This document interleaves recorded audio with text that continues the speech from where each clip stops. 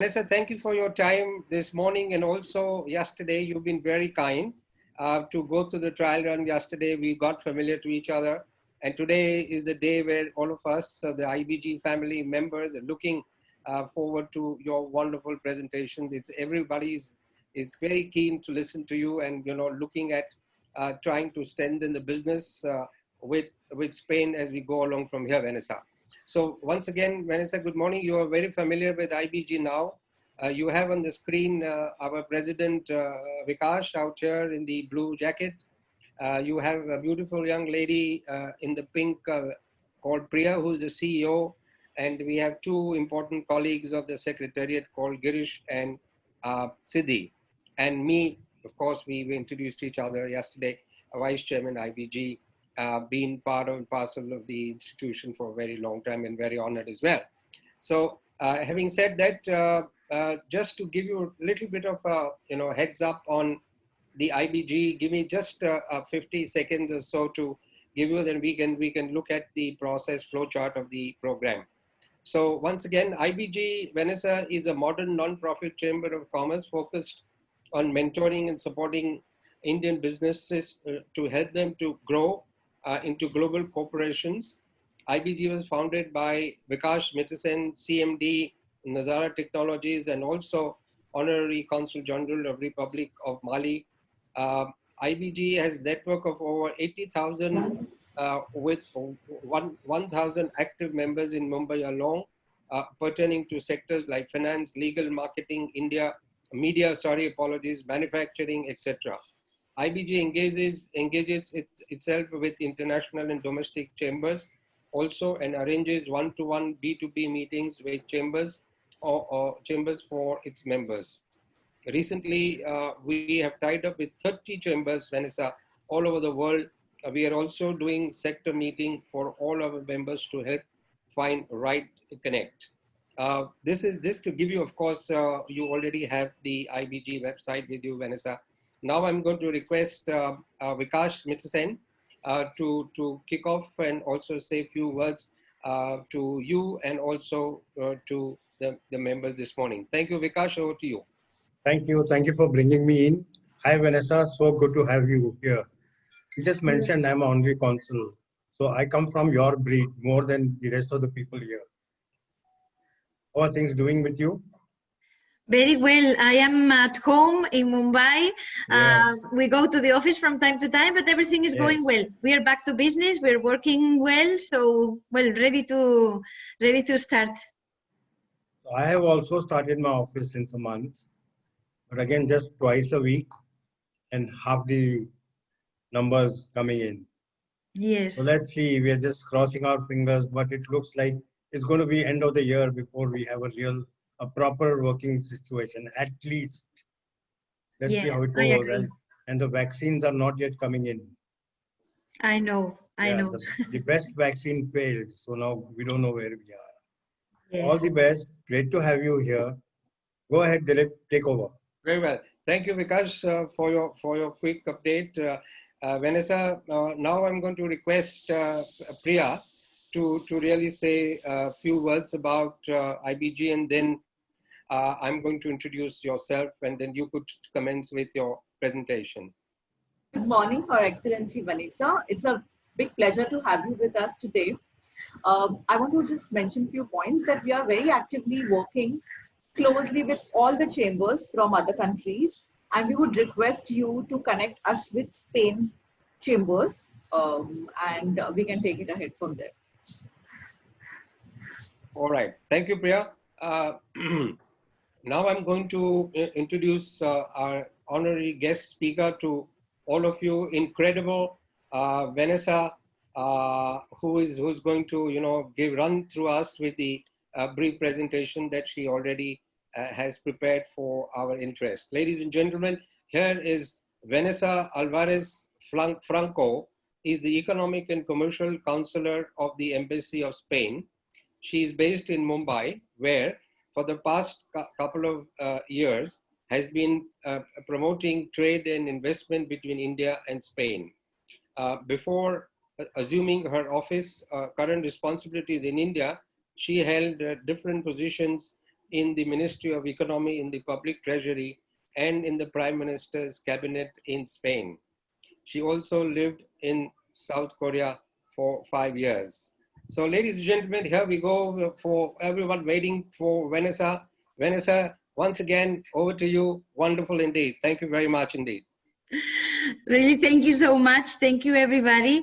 Well, as I said, I am here very close to you, really, and I represent the team that works together with me in the Economic and Commercial Office. I will explain a bit more in detail later, but let me just start saying that we are all here, always ready to help and to cooperate with institutions and Indian companies too.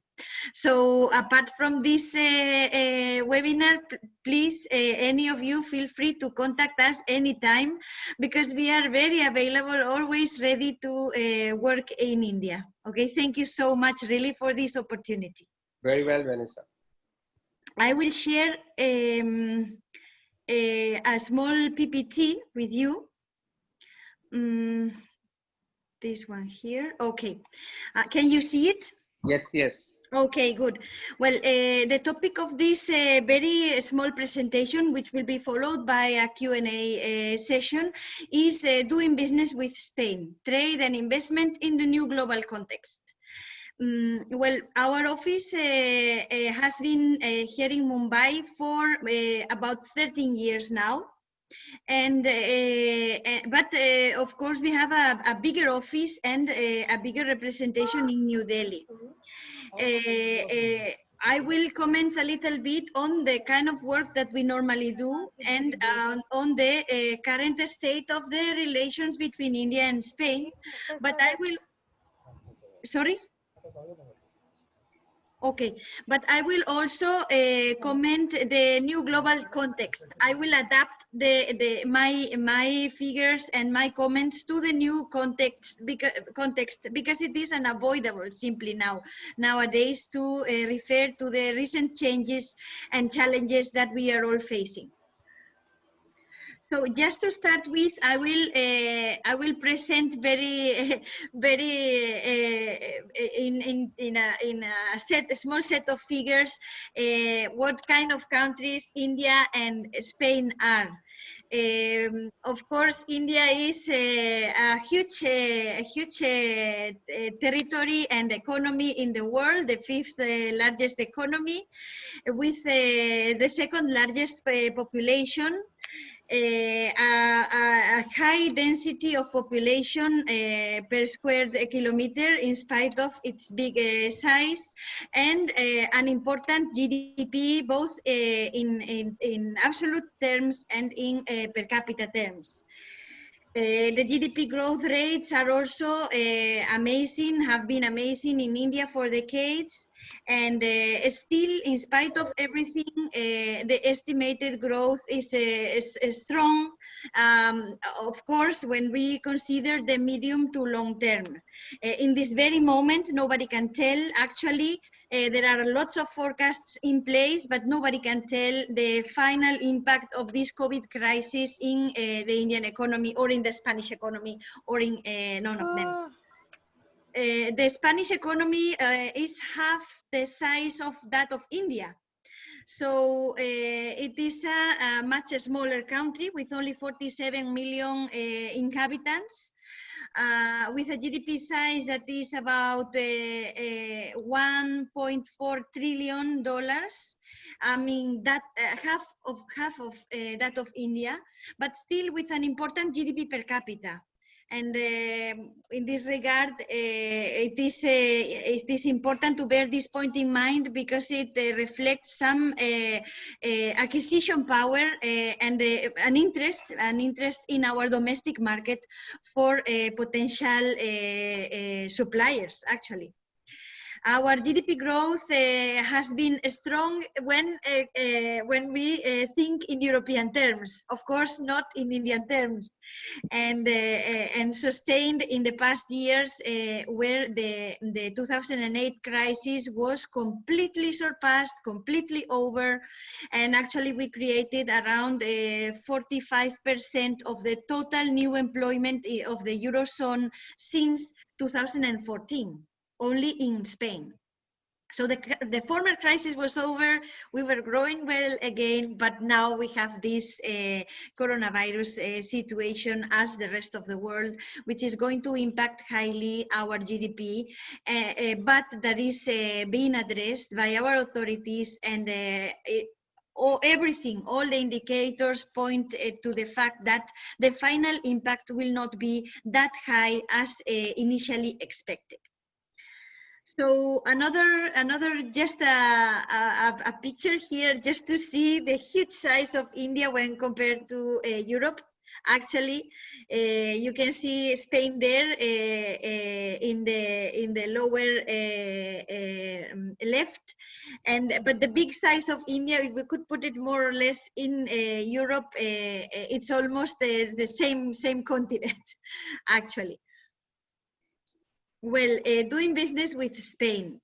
In terms of commercial relations, I mean trade between the two countries.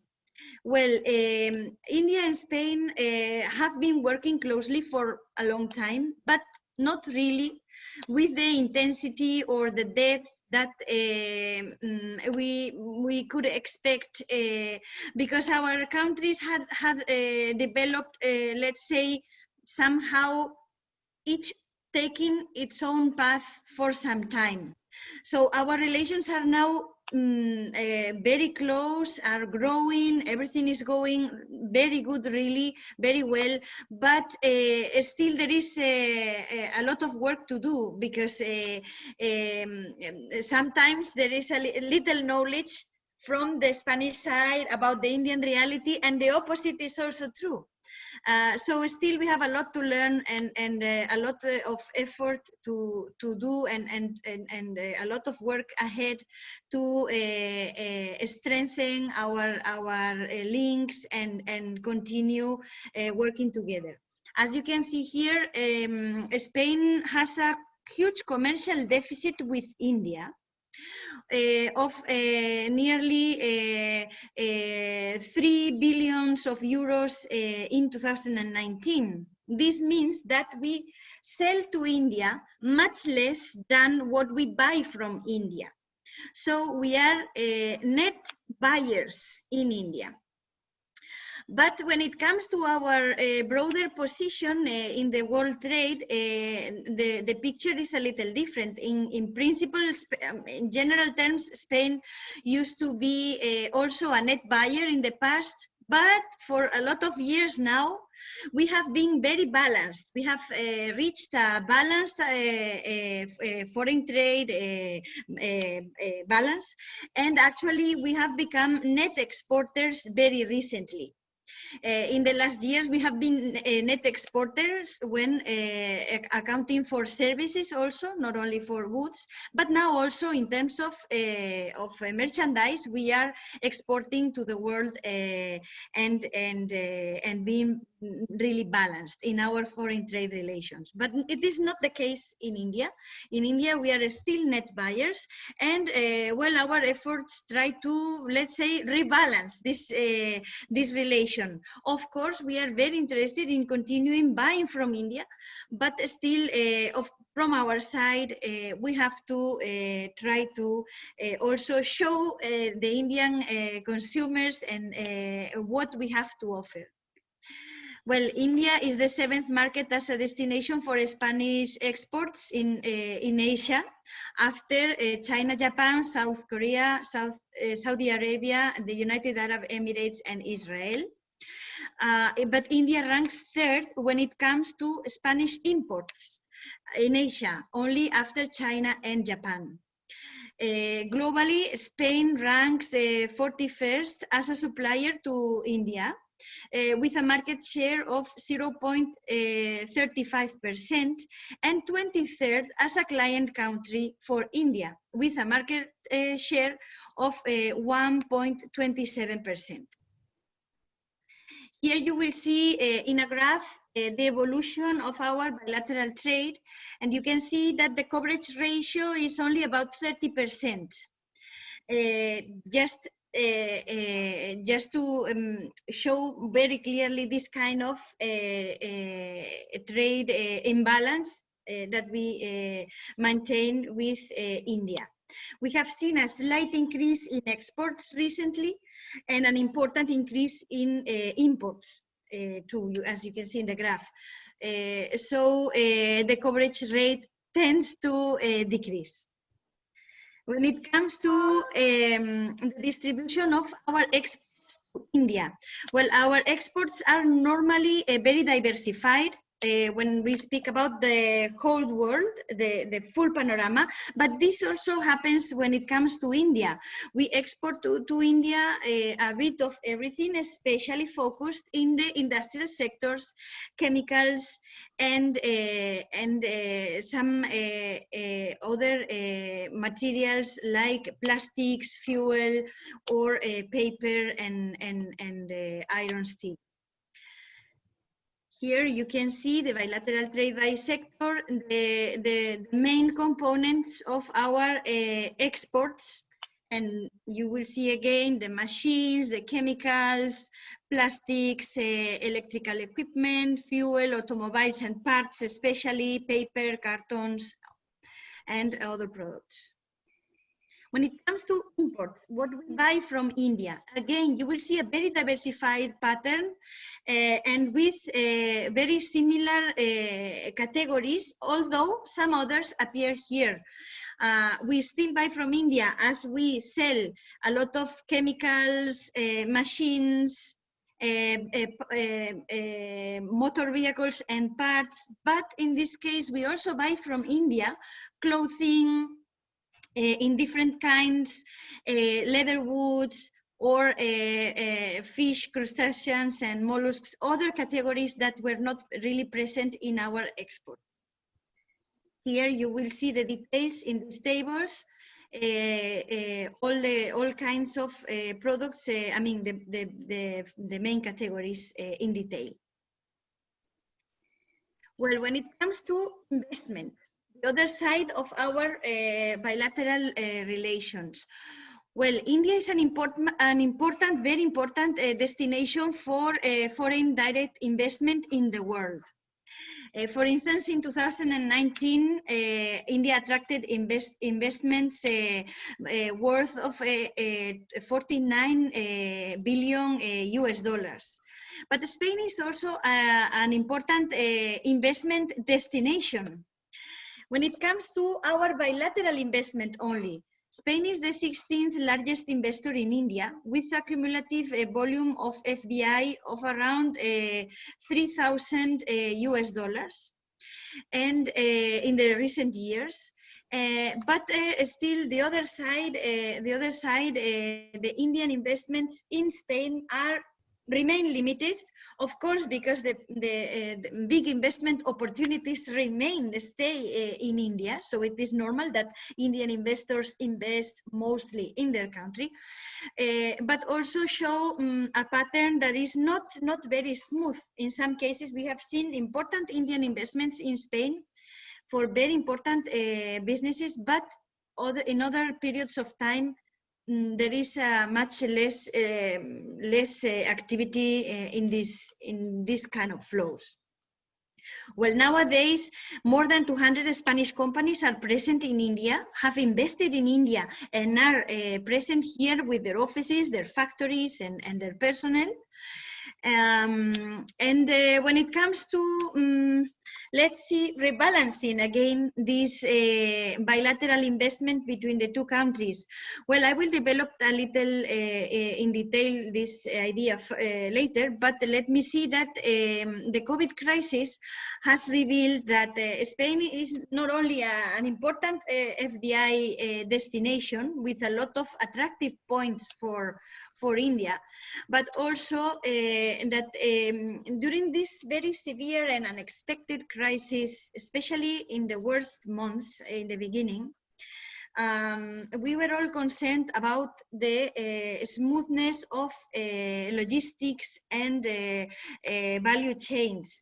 In the case of Spain, it is important that you know that there was not a real disruption in our supply chain.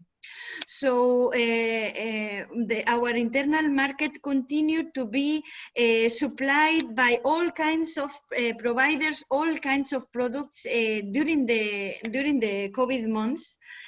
That Spain remained at the core of the European market in terms of a logistics platform to access the rest of the European market. And that even new investment opportunities have arisen, the same as has happened in India. And nowadays, as I said before, we actually have a trade surplus, and we expect a positive contribution of our foreign sector to GDP growth this year. Well, when it comes to just speaking about Spain, well, we have a body, a public body devoted to promoting investment in Spain, or at least rebalancing these relations that we have with the rest of the world. In the case of India, let's speak more of rebalancing, and it is called Investing Spain. In Investing Spain, we promote investment in Spain, but just let's say creating awareness and highlighting the opportunities that we have to offer. They change over time, but since our economy is diversified and also our pattern of exports is fully diversified, we have a lot to offer really in many sectors. We have opportunities in almost all sectors. Well, as I said, Spain is the 13th, I don't know if I mentioned before, but Spain is the 13th largest economy, 4th in Europe. Also, we receive important FDI flows, as I told you. We rank 13th in terms of accumulated FDI, inward FDI in the stock. We are the second world destination for international tourists, the first in receipts in Europe. For instance, last year we received 83 million international tourists when our population is only 47 million. So you can imagine the importance of this sector. A sector that has also been hit very badly during the crisis, but that is fighting to recover. Well, we have generated 25.7% of all the employment created in the Eurozone since 2014. And as I told you, we were growing at a rate of around of 2% actually in the last year. For this year, we expect a decrease of our GDP that, well, there are differences between the forecasts, but our expectation is around 9% of a decrease in our GDP for this year, with an increase, recovery of around 7% next year. These figures, what can I say, are changing over time. They are getting better because in the case of Spain, the worst of the economic impact, the bulk of it happened already in the second quarter. So we are looking forward to seeing how these last months of the year evolve and how we can recover from that. Our government has put in place an important fiscal package of 14% of our GDP to minimize the long-term impact of the pandemic. And well, in this regard, it is a huge number. It is real expenses and incentives that are already in place. And let me comment one program that we have that we call ERTE. It is similar to an unemployment subsidy that we have put in place. It is common to those of other European countries, and it can be explained in this regard.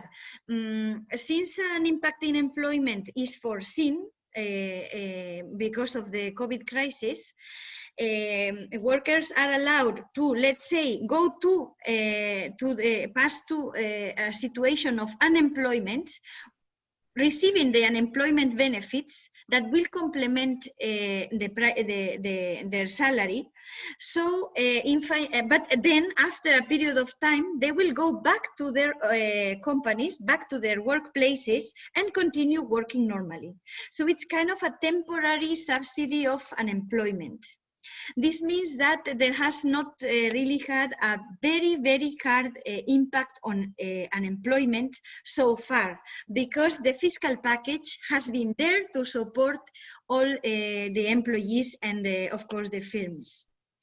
This means that really the public sector is trying to respond, trying to support companies and their employees to cope with this situation, that, which, by the way, we all consider temporary.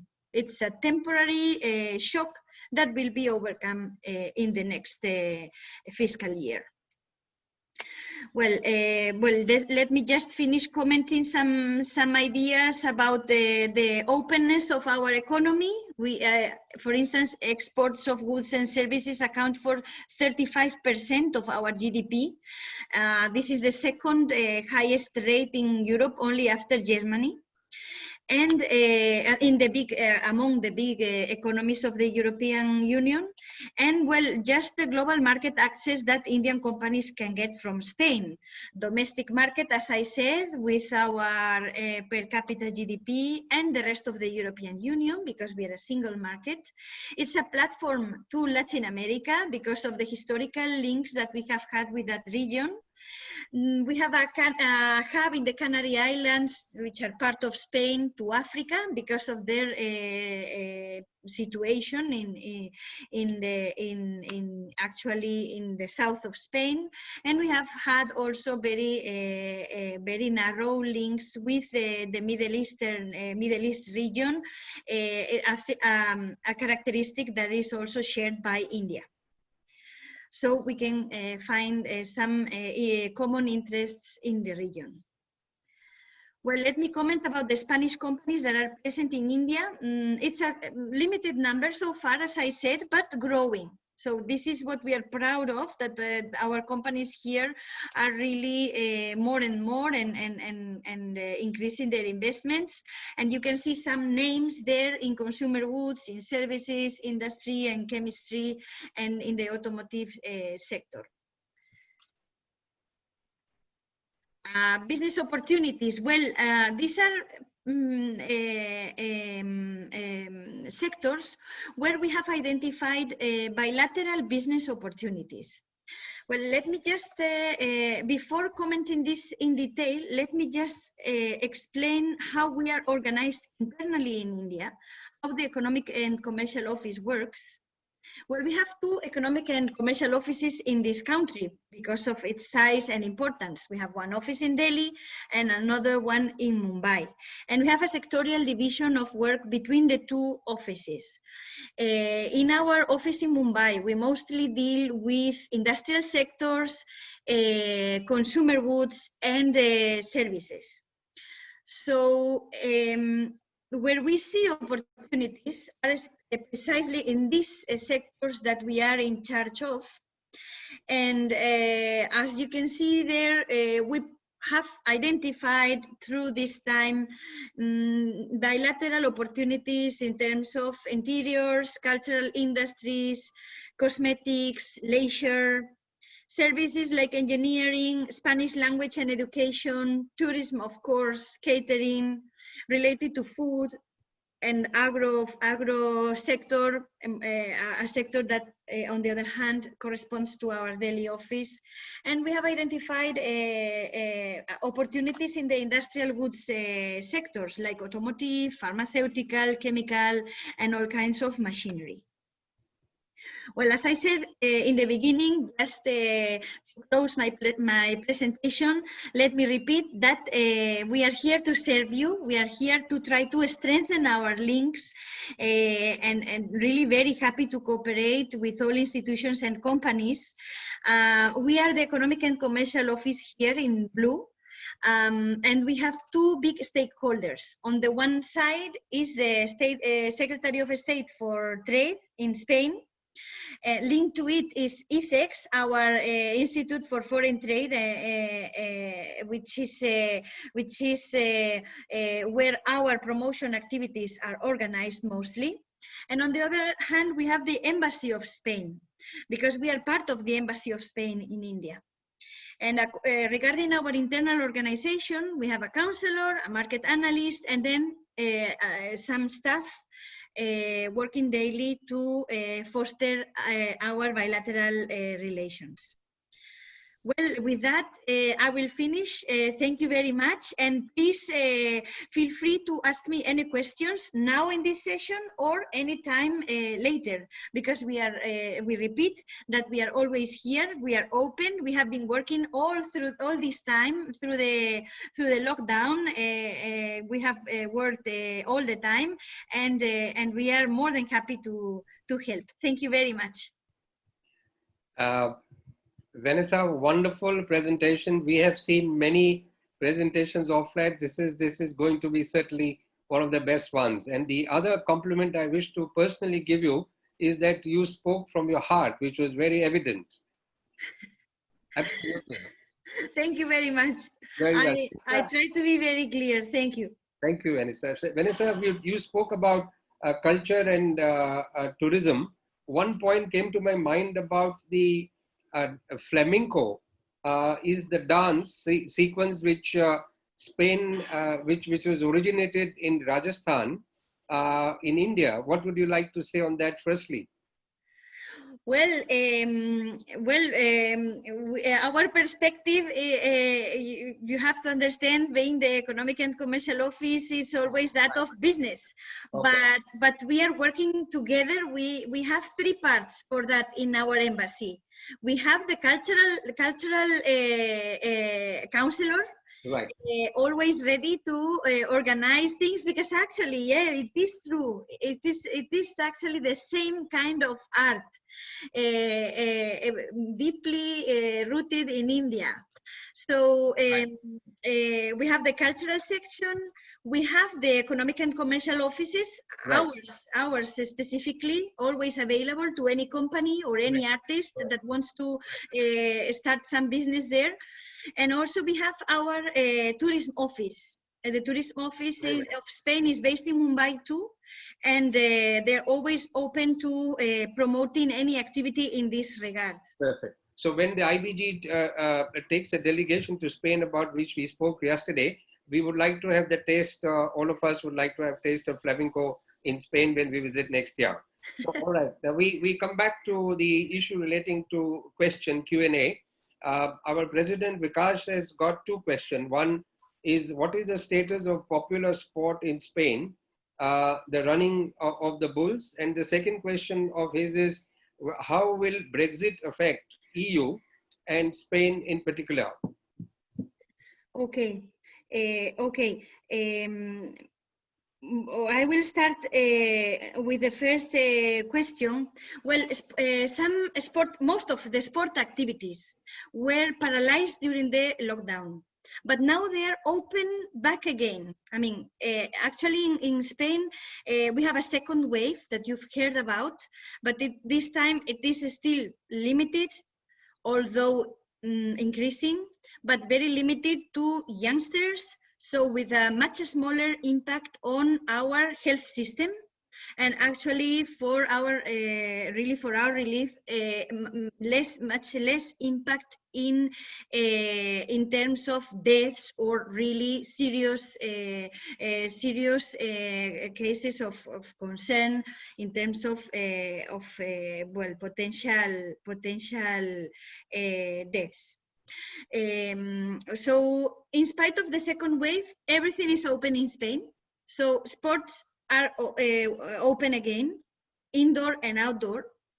And regarding bullfighting started over, I think a few months ago, with very strict security measures. in terms of distancing and the protocols, but still it is there. I mean, it is open and back again. It is a traditional activity in Spain nowadays, folkloric, not really the kind of sport or the kind of activity we normal citizens normally do, but you know, it's an important part of our cultural heritage. And of course it has its public, and it is popular in Spain, and in spite of the crisis, because of the pandemic, of course, it was stopped for some time, but now they're working again. Very well. Brexit, I will. Yes, Yes.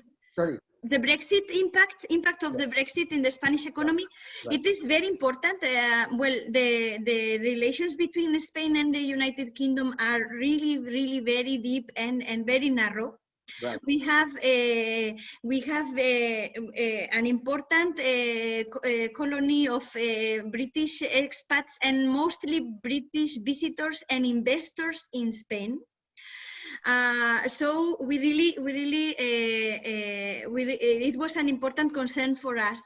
But what happens with Brexit, I am sure you are very aware, is that we have been talking about this for years now. So eventually, after a lot of time, I can say that we are almost all used to it, almost all prepared, and a lot of measures have been put in place just to cope with it. And after so many years, I think it is almost, let's say, a problem that we have already dealt with. Give me a second, I have to connect my battery.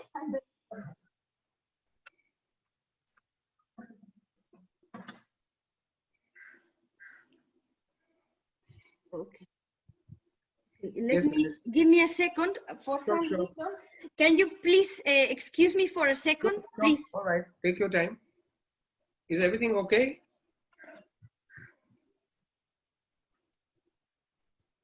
While Vanessa is away for a minute, I have a question from Miss Sundar. Her question, unfortunately, is not very clear. She says, what are the opportunity areas of domain to export? Okay, she's back. We can come back on that Sundar's question a little later. I'm very sorry, I have a problem with my plug. I'm very sorry, and the computer is running out of battery. I hadn't realized. We'll try and wrap it up fast as we can, Vanessa. Yes, please go ahead with new questions. Okay. The other question was from our member, Mr. Dharmendra, is in which field Spain is ready, interested in to invest? Can they shift investment from China to India? Okay, investment from China to India. Give me a second, please. I am changing the location of my computer, otherwise I won't be able to continue the conversation. All right, all right. Okay. Okay, now it's done. China and India relations and the role we can play on them, because actually it is something that goes beyond our possibilities as a European country here. I think we are all trying to understand and adapt to the new role that China is playing in the world economy. It is undeniable that China has become a critical partner for all of us. And of course, all the institutions and the relations are adapting to this situation where China is really a superpower in the world. I think that we have to try to overcome the punctual or problems that we may face, and try to think in the medium and long term, what is best for the medium and long term. I am sure that in spite of the difficulties that the bilateral relation between India and China is facing nowadays,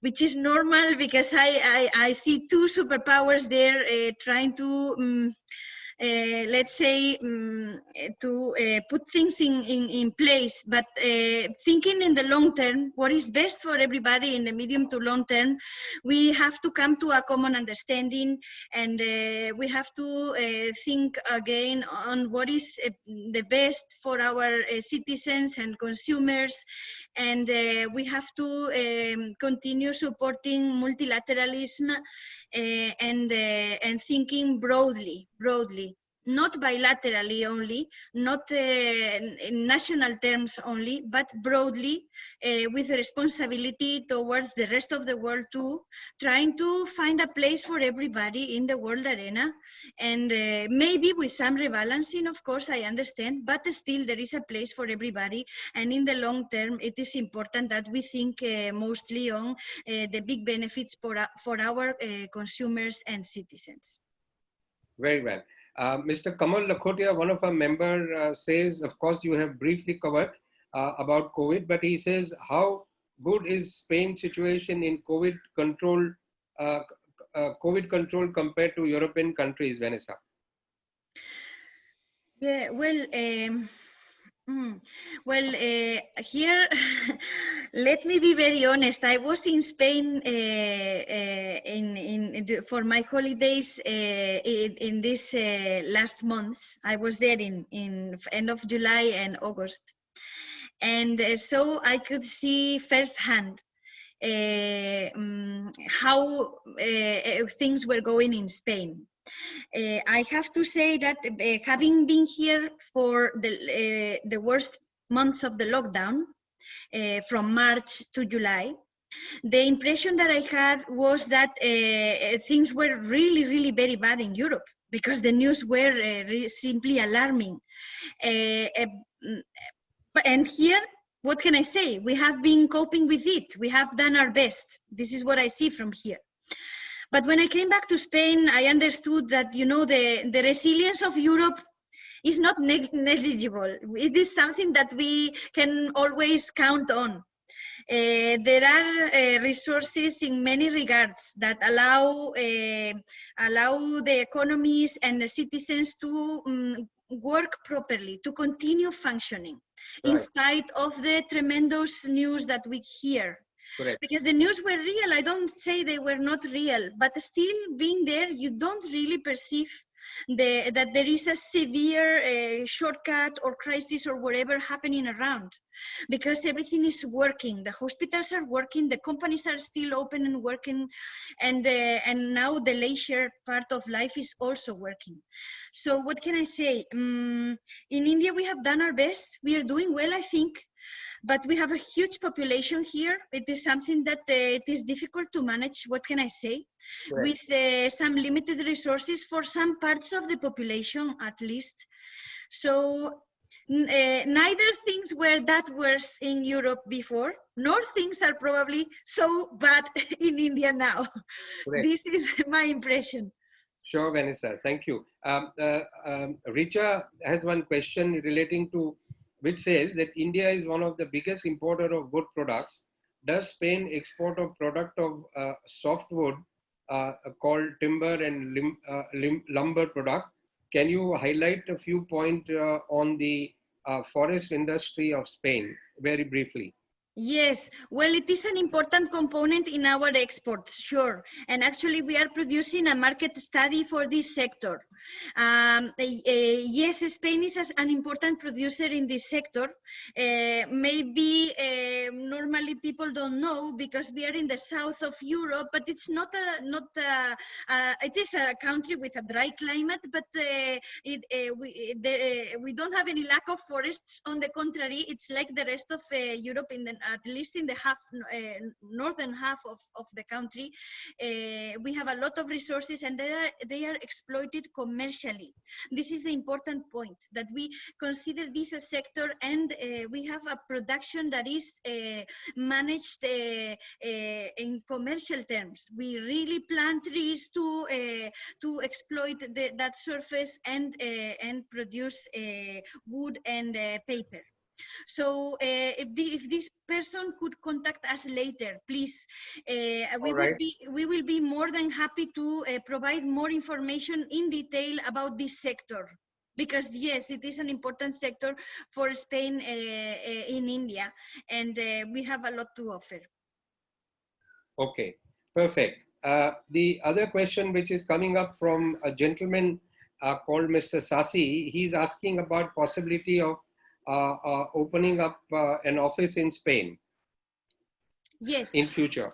Yes, definitely. Please, Mr. Sashi, you have to contact us, because we have this Invest in Spain body always there, and also we are the representatives here in India. So we offer a set of incentives for investors, of course, sure, and also we offer a lot of institutional support.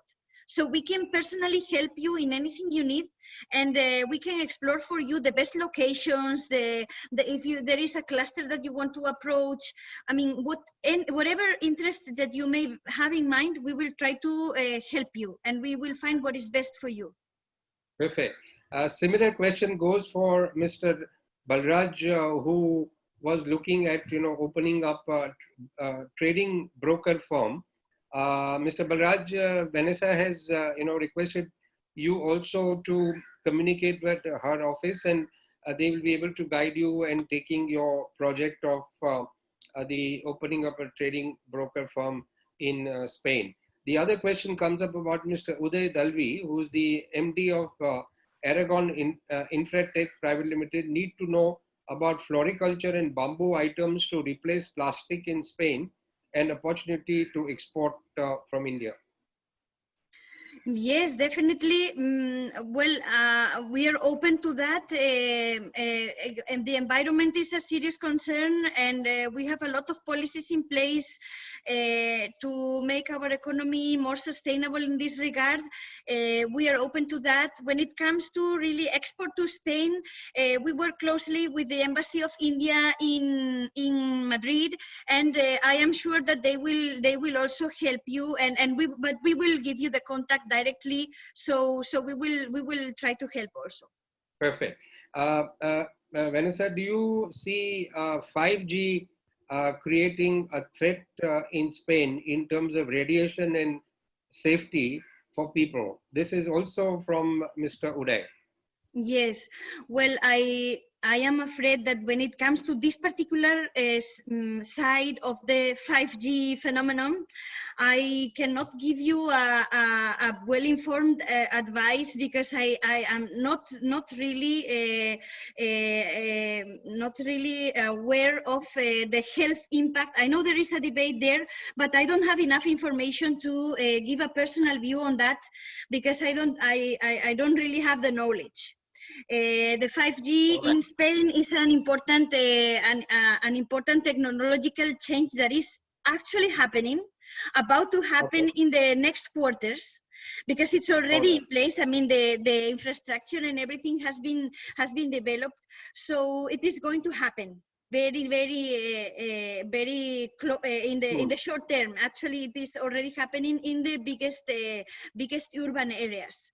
So when it comes to the impact, health impact, that I cannot develop, but we can find some articles or some studies for this person if he wants. Perfect. Wonderful. Vanessa, every good thing comes to an end. You have been extremely articulate in your presentation. You have been able to answer various questions from our members, who are very happy to have been convinced with your presentation and looking for wide opportunities in future in terms of trade with Spain. So now we are talking about the closing remarks of this wonderful session. I'm going to request our President, Mr. Vikash, to say a few words, which will be followed by Priya, our CEO. Vikash, over to you, dear. Thank you. Wonderful session. as we all know by now. I really think that, in my own opinion, Spain is one of the best countries, in Europe. India must look more towards it. And I think IBG should make more effort to work closely with the consulate and with the Spanish business community. Thank you very much. Very well. Priya? Thank you so much, Vanessa. This was an incredible webinar that we've had, and I'm sure our IBG members' queries have solved with this webinar today. Any more questions from IBG members, you can please email me and I can forward it to you as per your convenience. One informal thing, my daughter, she's just 9 years old and she's recently started learning Spanish, and she would like to say hello to you. Come here. Her name is Speak Tina. in Spanish. Are you going to speak in Spanish? Okay. Hola, buenos días, ¿cómo estás? Muy bien, gracias. Oh, very well done, really well. Thank you so much. Very good. So she's adorable daughter of Priya, who's learning Spanish, and I'm sure she's going to do very well. Vanessa, we are IBG is going to remain in close coordinate and touch with you. You have any a trade delegation coming in from Spain? We would like to participate and also look at hosting it in our IBG office. And we are sure that, coming forward, looking at 2021, as I said earlier, taking the delegation of IBG members to Spain, covering trade, culture, music, dance, and tourism as well. So thank you immensely, Vanessa. We are going to stay in touch. We are right in time. And goodbye to you. You have a great day. Bye-bye to you, Vanessa. Thank you so much. Thank you so much. Thank you very much. Thank you. Thank you. Bye-bye.